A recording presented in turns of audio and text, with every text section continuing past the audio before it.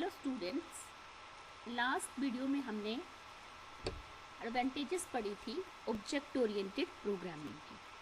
तो जो हमारा आज का टॉपिक है वो है basic elements of object oriented programming. तो जो ये ऑब्जेक्ट ओरिएंटेड प्रोग्रामिंग है इसके बेसिक एलिमेंट्स कौन कौन से हैं, इसमें हम पढ़ेंगे ऑब्जेक्ट्स के बारे में, क्लासेस के बारे में, नेक्स्ट है inheritance, polymorphism, data encapsulation, data abstraction, and the last one is data hiding.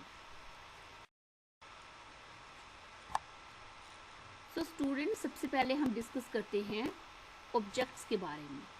Objects are the basic runtime entities in object-oriented programming system. An object is an entity that has state, behavior, and identity. There are many objects around us.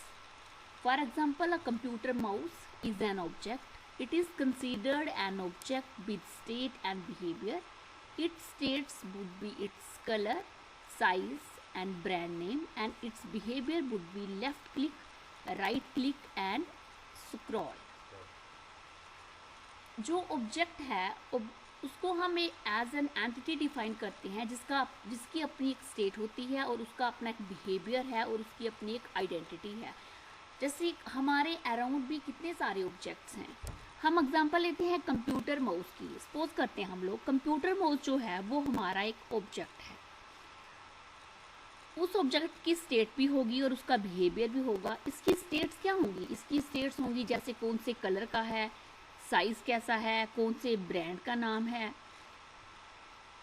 उसका behaviour होगा left click, right click और कैसे वो scroll करेगा। Object के बारे में अब हम पढ़ेंगे नेक्स्ट क्लासेस के बारे में। क्लास किसे बोलते हैं? Class is an entity that helps the programmer to define a new complex data type. Class एक ऐसी एंटिटी है जो प्रोग्रामर को हेल्प करेगी ताकि प्रोग्रामर एक नया कम्प्लेक्स डेटा टाइप जो होगा उसको डिफाइन कर पाए। Objects are the variables of type class. जो ऑब्जेक्ट्स होंगे वो वेरिएबल्स होंगे टाइप क्लास के। A class defines the data and behaviour of objects. जो क्लास होगी वो क्या डिफाइन करेगी? डेटा और बिहेवियर किसका? ऑब्जेक्ट्स का। इसको हम सिंपल सी एग्जांपल से अंडरस्टैंड करते हैं। For example, consider the class of cars. Car क्या है? एक हमारे पास क्लास है। There may be many cars with different names and brand but all of them will share common properties like all of them will have 4 wheels, speed limit, mileage range, etc. So here car is the class and the wheels, speed, limits, mileage are its properties. तो जैसे suppose करते हैं हम लोग कि class हमारे पास कौन सी है? कार। कार्स हमारे पास एक क्लास है। तो बड़ी सारी कार्स होती हैं जिनके डिफरेंट नेम्स होते हैं, डिफरेंट ब्रांड्स होते हैं, लेकिन जितनी भी ये कार्स होंगी इनकी कुछ कॉमन प्रॉपर्टीज़ होगी। जैसे समय 4 wheels लगे होंगे, इनकी स्पीड लिमिट होगी, माइलेज रेंज होगी। ये क्या हो गई? ये इसकी कॉमन प्रॉपर्टीज़ हो गई। तो हमारे पास यहाँ पे जो कार है वो क्लास है और व्हील्स, स्पीड लिमिट, माइलेज वो क्या है? इसकी प्रॉपर्टीज़ है। नेक्स्ट हम पढ़ेंगे इनहेरिटेंस के बारे में। Inheritance is a process by which objects of new class acquire the properties of objects of existing class. Inheritance एक ऐसी प्रोसेस है जिसमें जो नई क्लास के ऑब्जेक्ट्स होते हैं वो पुरानी एग्जिस्टिंग, जिसको हम बेस क्लास बोलेंगे, उसकी प्रॉपर्टीज को अक्वायर करती हैं। It is in hierarchical order. ये जो कंसेप्ट है इनहेरिटेंस का, ये प्रोवाइड करता है हमें क्या? रीयूजेबिलिटी। इनहेरिट कर रहे हैं हम लोग, रीयूजेबिलिटी हो रही है।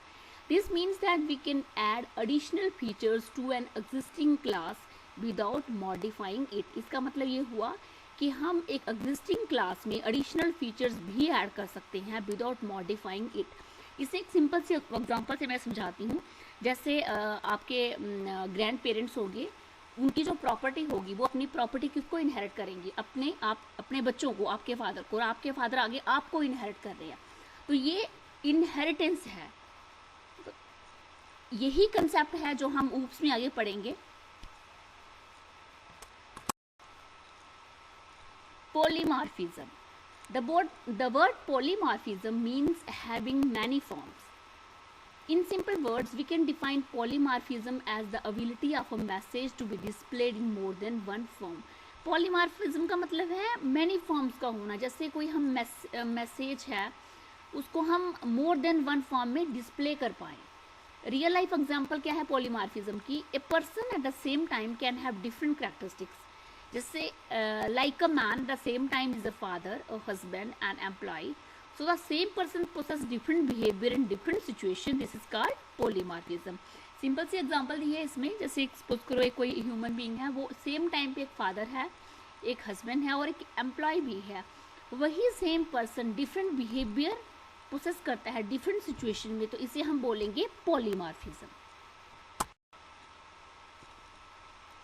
उसके बाद नेक्स्ट टॉपिक है हमारा data encapsulation. In normal terms encapsulation is defined as wrapping up of data and information under a single unit. In object oriented programming encapsulation is defined as binding together the data and function that manipulates them. Encapsulation का मतलब हुआ कि हमने data और information को wrap up कर दिया एक सिंगल यूनिट में। तो ऊप्स में जो इनकैप्सुलेशन होगी उसको हम ऐसे डिफाइन करेंगे कि हम वाइंड कर रहे हैं किसे? डेटा और फंक्शंस को, that manipulates them. Consider a real life example of encapsulation. In a company there are different sections like account section, finance section, sale section etcetera. एक कंपनी है, सपोज करो एक कंपनी में बड़ी सारी सेक्शंस हैं। अकाउंट सेक्शन होगी, finance section होगी, सेल सेक्शन होगी उनकी। The finance section handle all the financial transaction and keep record of all the data related to finance. जो फाइनेंस सेक्शन होगी वो फाइनेंशियल ट्रांजैक्शंस का रिकॉर्ड रखेगी और जो जितना भी डेटा होगा फाइनेंस के रिलेटेड वो उसके पास होगा। Similarly the sales section handle all the sales related activities and keep record of all the sales. तो सेल सेक्शन क्या करेगी? जितनी भी सेल हुई होगी उसका रिकॉर्ड रखेगी। Now there may arise a situation when for some reason an official from finance section need all the data about sales in a particular month. क्या होगा? कई बार ऐसी सिचुएशन आएगी कि किसी कारण से जो फाइनेंस सेक्शन होगी वहाँ पे जो कोई ऑफिशियल होगा उसको सेल्स सेक्शन का एक पर्टिकुलर मंथ का पूरा डेटा चाहिए होगा। In that case he is not allowed to directly access the data of sales section. तो डायरेक्टली उसको सेल सेक्शन का डेटा एक्सेस करने नहीं दिया जाएगा। He will first have to contact some other officer in the sale section. तो सबसे पहले वो क्या करेंगे? वो सेल सेक्शन में जो कोई एक ऑफिसर होगा उसको कॉन्टैक्ट करेंगे and then request him to give the particular data, और उसको बोलेंगे कि मेरे को ये पर्टिकुलर डेटा चाहिए तो मेरे को ये प्रोवाइड करो। This is what encapsulation is here. तो ये होगी इनकैप्सुलेशन। नेक्स्ट है हमारा data abstraction. Data abstraction is one of the most essential and important feature of object oriented programming in C++। Abstraction means displaying only essential information and hiding the details. जैसा simple सी एक line में इन्होंने define किया। Abstraction का मतलब हो गया जो हमें एसेंशियल इंफॉर्मेशन चाहिए हम सिर्फ उसी को डिस्प्ले करेंगे और बाकी जो डिटेल्स होंगी उसको हम हाइड करेंगे। Data abstraction refer to providing only essential information about the data to the outside world, hiding the background details or implementation. जो important details होंगी बाहर की दुनिया को सिर्फ वही दिखाई जाएगी और बाकी की जो background detail होगी उसको hide किया जाएगा। इसमें हम एक simple सी example लेते हैं। Consider a real life example of a man driving a car. The man only knows that pressing the accelerators will increase the speed of car or applying brakes will stop the car, but he does not know about how on pressing accelerator the speed is actually increasing. He does not know about the inner mechanism of the car or the implementation of the accelerator, brakes, etc. in the car. This is what abstraction is. जैसे simple सी example दी है कि एक man है वो car को drive कर रहा है। उसे इतना पता है कि जब वो एक्सीलेटर को प्रेस करेगा तो क्या होगा? गाड़ी की स्पीड इंक्रीज करेगी। जब वो ब्रेक अप्लाई करेगा तो गाड़ी स्टॉप हो जाएगी। लेकिन उसको ये नहीं पता कि कैसे होगा।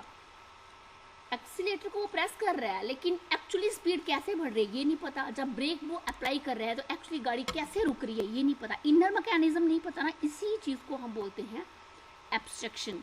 जो एसेंशियल डिटेल्स हैं वो सामने आएंगी और बाकी वाला जो डेटा होगा वो हिडन रहेगा।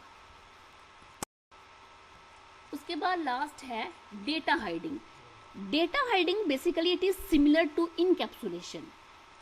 डेटा हाइडिंग और इनकैप्सुलेशन सिमिलर ही हैं। Basically encapsulating data members and functions in a class promotes data hiding. जब हम डेटा मेंबर्स को और फंक्शंस को एक क्लास में इनकैप्सुलेट करते हैं तो उसे डेटा हाइडिंग प्रमोट होती है। This concept will help us to provide the essential feature to user and hide the details. इस कंसेप्ट से क्या होगा, ये हमें हेल्प करेगी कि हम एसेंशियल फीचर्स यूजर को प्रोवाइड करें और बाकी वाली डिटेल को हम हाइड करें। In short, encapsulating through private access modifier is known as data hiding. Private access modifier को यूज करके जब हम लोग इनकैप्सुलेटिंग करते हैं तो उसी चीज को हम डेटा हाइडिंग बोलते हैं। तो स्टूडेंट्स, ये थे हमारे जो बेसिक एलिमेंट्स हमने पढ़ने थे ऊप्स में। तो आगे हम पढ़ेंगे, जो हमारा नेक्स्ट टॉपिक है, नेक्स्ट वीडियो में हम पढ़ेंगे वो है इम्प्लीमेंटेशन ऑफ ऊप्स C++ के। C++ में हम ऊप्स का कंसेप्ट कैसे यूज़ करते हैं, जिसमें हम पढ़ेंगे using objects, classes, polymorphism, functions and array. आज हमने थोड़ी बहुत इनके बारे में पढ़ा, लेकिन जब हम इनको प्रोग्रामिंग के थ्रू यूज़ करेंगे तब ये कंसेप्ट हमारे ज़्यादा क्लियर होंगे। So students, thank you and all the best.